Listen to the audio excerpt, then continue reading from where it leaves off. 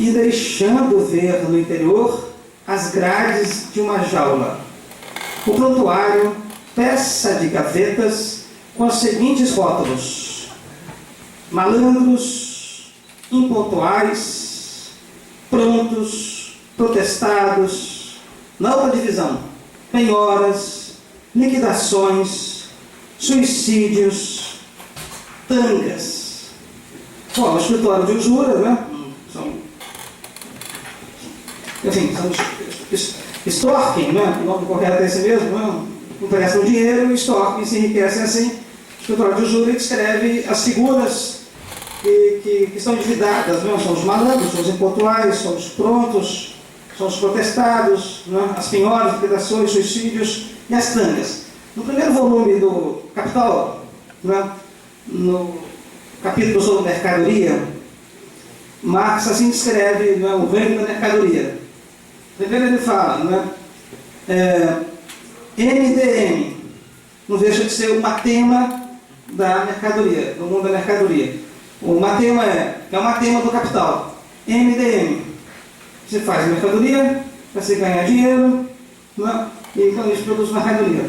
Depois você tem DMD, você faz dinheiro, né, para se produzir mercadoria, para gerar dinheiro, né?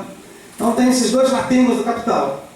Bom, digamos, e o Marx, obviamente, né, acusado geralmente de ser mal-humorado, né, você lê o primeiro capítulo ali da mercadoria, né, sobretudo, e você nota, né, deduz que Marx deu gargalhada quando escreveu aquilo. Né? Digamos que não foi exatamente o que ele descreveu, né, eu vou escrever um pouco assim, para tentar entender a dinâmica desse matema na ordem do capital.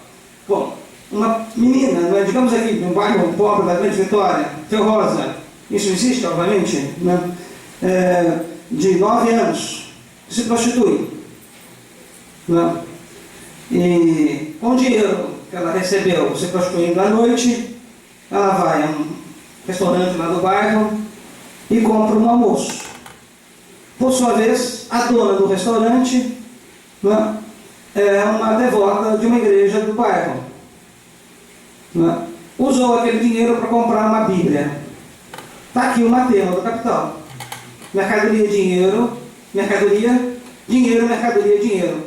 Significa dizer, como aqui se descreve no primeiro ato, o Oswald de Andrade, justamente, de alguma forma, escreveu o matema do capital aqui no primeiro ato, no escritório de usura. Né? Quer dizer, na dinâmica desse matema, tudo perpassa por ele. Não é inocente, portanto, no mundo. Isso é verdade. Né? Aqui eu vou começar a puxar o Lacan, é o semblante. O semblante do capital, em diálogo com Marx, implica esse matema, e, portanto, nenhum de nós somos inocentes. Né? Todos nós estamos atravessados por essa relação MDM-DMD. Né? Todos nós somos prostitutos do capital, sobretudo. Não é só a menina é uma cadeia lá na rede que nos implica a todos. Né? Todos nós somos prostitutos do capital, né? Porque também somos prostitutos do dinheiro, que é um matema poderosíssimo do capital, né? Como abstração da forma mercadoria. A forma mercadoria por si só já é um matema e o dinheiro é a abstração da abstração. Né? Bom, puxando justamente essa ideia, Marcelo, fazendo um favor, se você puder descer aquele arquivo que está no Word. Sim. Tem um gráfico, não sei como chamar aquilo, né, que é o nó borromiano do Lacan, está no seminário 23. Esse aí.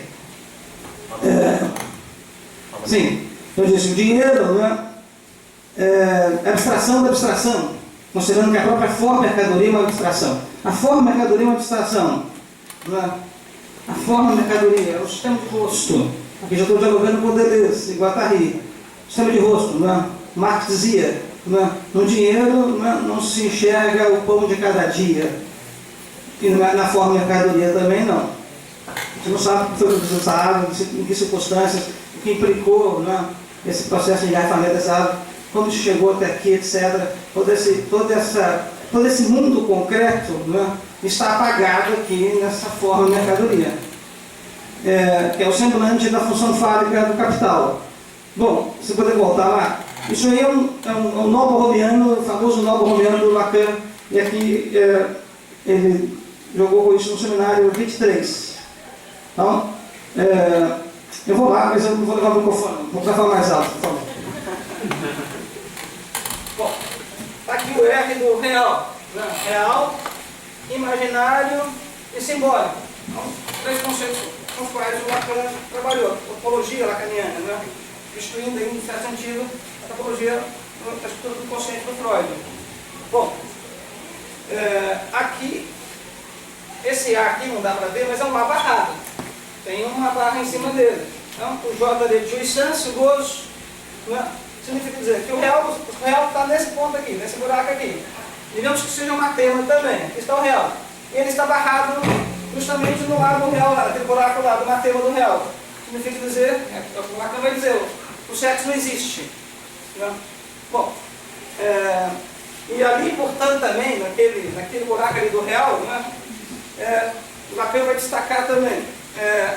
Ali implica a ideia de que não existe outro do outro. O que significa isso? Não existe outro do outro. Significa simplesmente, eu traduzo mais ou menos assim, não existe Deus. Não. Por favor? Que matema é esse? Bom, aqui está, no certo sentido, o lugar da função fálica, né? O gozo é a função fálica aqui, em relação com a questão masculina, né? Está implicado com o simbólico, lá o pequeno objeto lá do Lacan, né? E aqui o sentido também está implicado com o campo simbólico. Bom, eu vou puxando e falando isso aí, depois eu vou puxando esses filhos, essa é a ideia. Bom, e agora, tendo em vista sobretudo o seminário 18, isso aqui, no certo sentido, encerra, entre aspas, o meu diálogo com o Lacan, embora eu vou puxar isso permanentemente até o final. No seminário 18, o Lacan propôs a questão do semblante, né? No seminário 18 ele repete permanentemente, um discurso que não fosse semblante. Né? Portanto, na dinâmica do matema do capital, né? MDM, né? DMD, né? Implicaria um discurso que não fosse semblante para esse matema do capital. De alguma forma, portanto, tem a ver com a proposta que está em jogo do próprio Congresso e tem relação, portanto, com o modernismo e com o marxismo, na perspectiva de que poderia haver, né, ou poderá haver, né, nesses dois matemas, né, o modernismo e o marxismo, né, alguma vontade de produzir um discurso que não fosse semblante na ordem do MDM e DMD. Né? Bom, de alguma forma eu vou tentar encontrar vestígios disso aqui no Rei da Vela. Bom, você pode abrir o arquivo, por favor, Marcelo? Está te incomodando aí, olha aí. Seria melhor dessa fazer isso. Esse do Word, ou desse, não é do Word, né? É um livro aí, um office aí. Não, tem o roteiro, é em cima. Sim. Na primeira proposição lá. Ali, ó. Apresentar o semblante, é só uma coisa para eu seguir mesmo. Apresentar o semblante do regime significante do imperialismo europeu, a mais-valia subjetiva de honestidade dominante e o poder de confissão. Bom, ali eu coloquei as páginas ali, mas tudo bem, só para me seguir o roteiro. Bom, o que seria, como é que a gente poderia apresentar essas questões, né, tendo em vista o que estou chamando ali de imperialismo europeu? Qual o tema do imperialismo europeu? Como esse MDM, DMD se inscreve na dinâmica do imperialismo europeu? O que distingue essa dinâmica do imperialismo americano de como e que relação tem o Rei da Vela com essas questões? Bom, aqui já vou começar a dialogar com o sistema de rosto, rostidade, Deleuze e Guattari, né? Sobretudo considerando dois regimes de rosto, o regime significante e o contra-significante. Eles propõem 4 e sugerindo que pode haver não só mistura, né, entre os regimes, como também outros. Né? Bom, existe um regime significante, e aí o nome já está dado, se baseia no rosto de referência. Há um rosto de referência. Né? De alguma forma, a função fálica, o matema da função fálica, o rosto de referência é o homem, embora esteja ali, digamos assim, como forma mercadoria. sobretudo na cena do capital. Bom, aí você tem o segundo regime de signo, que vou tratar aqui, que é o contra, que é o pós-significante. Né? Mas eu estou propondo aqui analisar o imperialismo europeu como um regime fundamentalmente significante. Logo, o seu matema se baseia no rosto. Né? De alguma forma, Eduardo Said, em Cultura e Imperialismo, trata, no entendimento, antes de tudo, desse lugar do imperialismo, antes de tudo, do sistema de rosto do imperialismo europeu. Quer dizer, ele não se concentrou no sistema de rosto do imperialismo americano, né, cujo matema é distinto. Bom, o matema, a ideia, a proposta é, o matema do imperialismo americano se dá com a rostidade em expansão, né, da figura, né, europeia, né, o estereótipo do rosto europeu. Né. Digamos aí que duas obras são referenciais nessa rostidade, né, na tradição literária do Ocidente. Né. A gente pega, por exemplo, Hamlet do Shakespeare, né, especialmente Hamlet do Shakespeare. Você pega os dois personagens ali, né, Fortinbras e o Hamlet, né, de alguma forma ele já tem ali um espécie de matema dessa situação do imperialismo europeu. Né. O Hamlet como a figura palaciana, né, e os dilemas da intriga palaciana, né, e o Fortinbras, que é aquele que sai, que expande, que conquista. Né. Obviamente que o Hamlet admira o Fortinbras, né, em duas situações, né, uma que depois que ele mata o pai da Ofélia, né, eles dão uma fuga, né, e topam com o Fortinbras justamente indo para a conquista, né, e demonstra admirá-lo muito, e depois na carnificina final da peça. Ele simplesmente, né, o Fortinbras chega e toma o reino.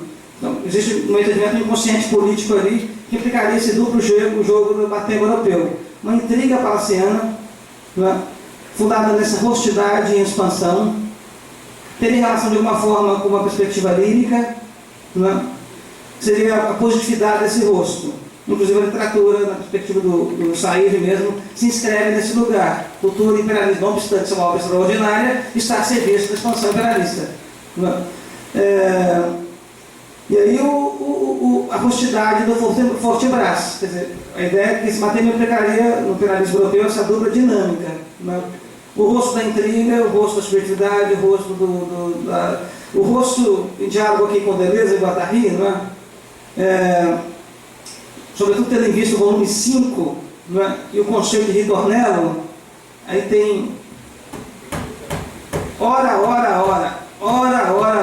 Isso tem a ver com a ideia de ritornello em Deleuze e Guattari, né? Volume 5. Há um ritornello clássico, cuja relação é com o caos. Na relação com o caos se produz o ritornello clássico, que é a casa. Né? A casa aqui, do ponto de vista desse imperialismo europeu, né, de uma forma intriga palaciana. O semblante dessa intriga espalhando-se pelo mundo. E esse semblante é também as instituições europeias. São também as instituições europeias. Esse semblante é o saber, né, a episteme europeia. Né? Esse semblante é o universo simbólico, né, dessa expansão. Né? Portanto, o poder judiciário, o poder legislativo, né, a universidade, né, produz um semblante. Ora, se forma a casa. E essa casa se espalha pelo mundo. E é colocado, inclusive, como lugar da civilização, em face da barbárie. Seria o fora dessa casa. Né? Obviamente que esse matema está aí, não acaba. Né? A emergência do matema americano, né, não termina com o europeu. Então você tem o segundo hora. Né? O segundo hora é um matema, o ritornello moderno, o ritornello romântico, que fala Deleuze e Guattari no volume 5. Volume 3, não, estou equivocado. Volume 4, que é o volume subdevir, né? Nem 5, nem 3, nem 4. Vou misturar mesmo. Bom, mas o 4. Bom, o ritornello romântico tem relação com as forças da Terra. Né? São os ritmos das forças da Terra. A própria expansão europeia está implicada com esse ritornello romântico. Por exemplo, a formação dos Estados-nação, né, tem implicação com esse ritornello romântico. Então, diante da captura das forças da Terra, você apresenta como solução, nessa perspectiva imperialista, da rostidade de referência, regime significante europeu, o próprio rosto europeu, portanto, não é? Fiz a mão aqui, parece que eu sou um pouco branco, né? Mas o próprio rosto do europeu, né, seria a casa dessa civilização, né, que se expande no mundo, recuperando essas forças da Terra, né, oferecendo a casa da civilização às forças da Terra, e ao mesmo tempo administrando e inscrevendo, obviamente, o lugar do outro aqui, né, uma invenção de alteridade a partir dessa expansão. Né, as autoridades inventadas em cadeia aqui, em processos diversos. E imediatamente elas são acusadas, obviamente, de ser o lugar da barbárie, etc. Né? Bom, então você tem um ritornelo, o último ritornelo, que é o moderno.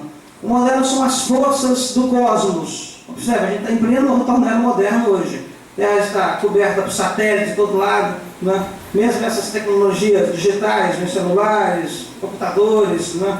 Estão todas linkadas num sistema, né, tecnológico, né, técnico-científico, que está implicado com a captura das forças do cosmos e agenciando as forças da Terra também nessa relação nossa com esses artefatos todos. Né? Então, você tem esses três ritornelos. Obviamente que o imperialismo europeu chegaria até o segundo, que é o ritornelo moderno, né, oferecendo para esse lugar a casa do seu próprio rosto.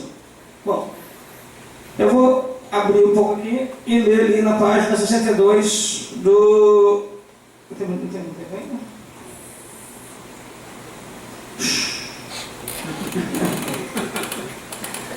Puxa vida, hein? Vamos no final lá então. Queria falar outra coisa, mas não vai dar tempo, obviamente.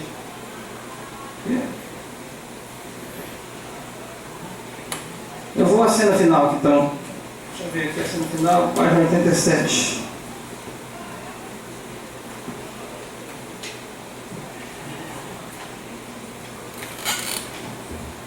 Vou fazer a proposição aqui. Vou até puxar aqui os ganchos. 87. No momento que o Abelardo 1 não é dança, porque aqui não, há um jogo aqui entre o Abelardo 1 e 2, não há ambiguidade, não um substitui o outro. Não, você sabe se é um ou se são dois, de fato. Não, mas também não tem importância. O que importa é que um substitui o outro. E ele acaba sendo usurpado pelo segundo que ocupa o seu lugar. Não, e aí, de repente, ele se torna, né, na cena da morte, inclusive, se torna um revolucionário, né, de um jureiro para um revolucionário. Trocou de posição, trocou de função, tornou-se um revolucionário. Quer dizer, era um jureiro, se enriqueceu assim, roubando, né, e de repente se tornou um revolucionário. Né. A relação dele com a Heloísa, esse ecoa, obviamente, aspecto da história, né, o famoso romance medieval de Heloísa e Abelardo, mas não vai dar tempo de entrar nessas questões. Mas eu vou aproveitar essa cena final aqui, da morte dele e da substituição, né, para pensar aqui justamente a questão do semblante no seminário 18 do Lacan. A questão do semblante, e aqui eu vou tentar me terminar a minha fala, eu espero que haja debate para tentar aprofundar essas questões incorporando outras. Mas a questão do semblante do Lacan, existem 4 discursos. Né? Existe o discurso do mestre. Né? Então, digamos que a estrutura base do semblante é o discurso do mestre, que também é o discurso do Senhor, e um discurso, em relação a esse discurso mais de goza, é o mais de gozar, o lugar do mais de gozar. Em termos de Marx, é o lugar da mais-valia. Né? Esse compõe a dinâmica de um semblante. Em relação ao discurso do mestre, tem o discurso universitário, ou o discurso do saber, que é o lugar do gozo, do essence. Né? Normalmente é um gozo fálico. Significa dizer, gozamos o discurso do mestre ao produzir saber, de modo geral, na academia. Pelo menos é o que está dado no semblante acadêmico para nós ocuparmos. A questão do Lacan é produzir um discurso que não for semblante. Mas o semblante acadêmico é esse. Não? Devemos gozar o discurso, o mais de gozar do mestre. Não? Em termos de senhor e o lugar do senhor e o lugar do escravo. O Lacan usa essa categoria, digamos pré-moderna, escravo, senhor escravo. que equivale a mestre e saber. Né? Na relação, por exemplo, o trabalhador tem que trabalhar. Ao trabalhar, ele goza e produz o mais de gozar do Senhor. E no contexto contemporâneo, né, tudo é trabalho, inclusive revolução. Saímos às ruas acreditando que estamos fazendo revolução e podemos simplesmente estar, né, gozando a mais-valia do Senhor de plantão. Então, essa é a semblante básica do discursivo. Há o discurso do analista, né, e o discurso da histérica. Digamos que, se na primeira estrutura o discurso do mestre do Senhor tem relação com o discurso do saber e do escravo, na segunda, o discurso da lista deve ter relação com o discurso da histérica. Né? Com a função, com a não função fálica. Né? Porque a histérica seria aquela que chuta o balde. A histérica é aquela que se recusa a gozar. Não porque ela seja, digamos assim, uma revolucionária ou qualquer coisa que o valha. Dentre outras coisas, ela se recusa a gozar porque ela, às vezes, acredita demais no Senhor ou no Mestre. Acredita demais na função fálica. Ela acredita tanto que ela diz, olha, goza você, eu nem sou capaz, goza você. Mas esse simples gesto de falar, goza você, né, abala o semblante. Né? Por que abala? Porque o Mestre e o Senhor não podem mais de gozar e gozar ao mesmo tempo. Né? Então ela realiza uma certa bagunça nessa estrutura discursiva. Por isso que ela tem relação lá com o discurso do analista. Né? E aqui eu analiso o lugar do analista como o lugar do comunista. Né? Porque o analista é o comunista. Porque o analista deve, né, no diálogo com a histérica, inscrever-se num processo ininterrupto de despreconceito. O analista não deve ter preconceito. Claro que o Lacan se vai do Freud para chegar a essa conclusão, né? Na cena de fracasso de um tratamento do Freud. Bom, o analista deve se despreconceitualizar permanentemente. Obviamente, para produzir um discurso que não fosse semblante, e que, portanto, que não fosse de preconceito, não, que não gozasse mais de gozasse, não, aqui já tem preconceitos, lugares pré-estabelecidos, é preciso, de alguma forma, estar no lugar do comunista. Portanto, o desafio do analista seria ser comunista. Bom, aqui no Rei da Vela, né, essa cena, não é final, a morte do Bernardo II, a proposta minha, o meu argumento aqui em relação ao livro, não é, seria simplesmente este. Não é? Há aqui alguma coisa que teria relação com esse discurso que não fosse semblante. Não é? E como há? Não é? Aqui o Sérgio, analisando hoje, né, de forma singular o Oswaldo de Andrade, né, a partir de um texto maxilar, né, ele falou do Brecht, né, distanciamento, a Ana Supera também falou, né, de alguma forma.